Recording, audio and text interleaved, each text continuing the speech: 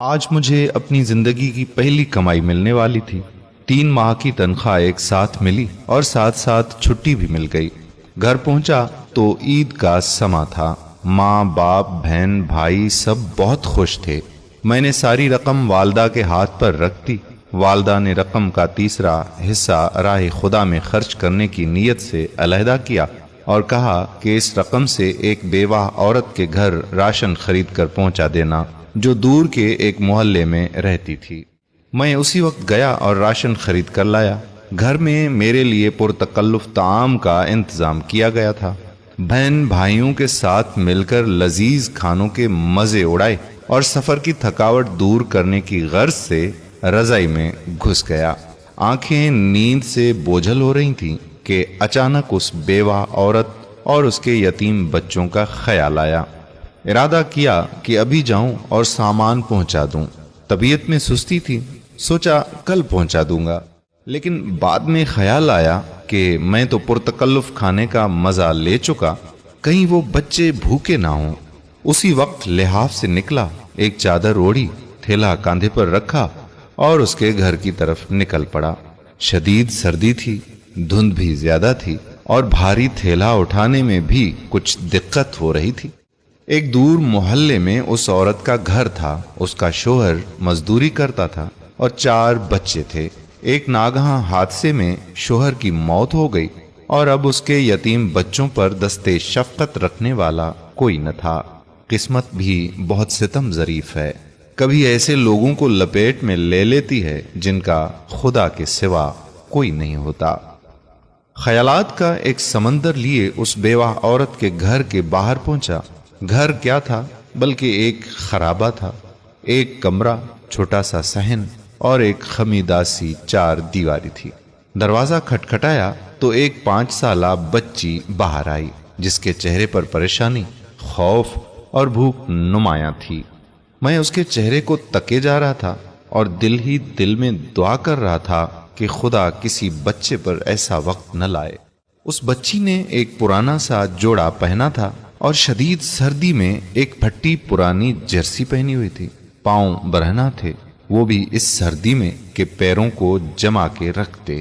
میں نے کچھ کہے سنے بغیر راشن والا تھیلا زمین پر رکھا۔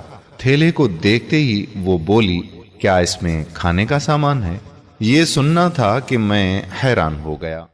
دوستو، مزید بات کرنے سے پہلے پیارا اسلام کو لائک کریں، چینل کو سبسکرائب کریں اور ہماری دعا کا حصہ بننے کے لیے کمنٹ سیکشن میں اپنا نام ضرور تحریر کریں تاکہ آپ کا نام لے کر آپ کے لیے دعا کی جا سکے۔ تو بات کو آگے بڑھاتے ہیں۔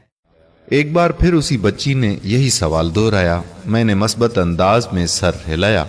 وہ بچی خوشی کے مارے چیختی چلاتی ماں کی طرف بھاگی اور یہ کہے جا رہی تھی کہ امی فرشتہ آ گیا، فرشتہ آ گیا امی۔ اور پھر 2 اور چھوٹے چھوٹے بچے خوشی کے مارے دروازے پر دوڑے چلے آئے، کبھی مجھے دیکھتے کبھی اس تھیلے کو، اور خوشی سے لوٹ پوٹ ہو جا رہے تھے۔ میری آنکھوں سے آنسو رواں ہونے لگے، ہونٹ کپ کپا رہے تھے اور جسم میں ایک سرد لہر سی دوڑ رہی تھی۔ خدایا، یہ کیا ماجرا ہے؟ کیوں یہ بچے مجھ گنہگار کو فرشتہ سمجھ بیٹھے ہیں؟ انہی سوچوں میں غلطان تھا کہ ایک خاتون جو ان کی ماں تھی دروازے پر آئی اور دروازے کی اوٹ میں کھڑی ہو کر دھیمی سی آواز میں یہ کہنے لگی کہ میرے بچے 2 دن سے بھوکے تھے۔ غیرت گوارا نہیں کر رہی تھی کہ کسی کے آگے ہاتھ پھیلاؤں۔ میرے مرحوم شوہر بھی محنت مزدوری کرتے تھے مگر کبھی کسی کے آگے ہاتھ نہ پھیلایا۔ ان کے چلے جانے کے بعد ان کی دیکھ بھال کرنے والا کوئی نہیں۔ رشتہ داروں نے ہاتھ کھینچ لیے اور محلے والے بھی مدد نہیں کرتے، مگر کبھی کبھی آپ جیسے نیک دل لوگ مدد کر دیتے ہیں۔ میں 2 دن سے بچوں کو یہ کہہ کر بہلا رہی تھی کہ ایک فرشتہ آئے گا اور ہمارے لیے کھانے کا سامان لے آئے گا، اس لیے یہ بچے آپ کو فرشتہ سمجھ بیٹھے ہیں۔ اس عورت نے خدا کے حضور شکرانے کے چند کلمات ادا کیے، مجھے ڈھیر ساری دعائیں دیں اور شکریہ ادا کیا۔ میں وہاں سے واپس ہو لیا۔ آنسو رکنے کا نام ہی نہیں لے رہے تھے۔ زندگی میں کبھی خود کو اتنا پرسکون محسوس نہیں کیا جتنا آج کر رہا تھا۔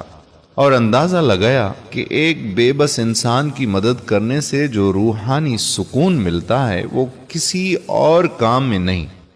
میرے پیارے بھائیوں اور بہنوں، ہمارے ارد گرد ایسے بہت سے غربا ہوتے ہیں جو مستحق ہونے کے باوجود کسی کے آگے ہاتھ تک نہیں پھیلاتے، مگر مدد کرنے والے ہاتھوں کے وہ منتظر ضرور رہتے ہیں۔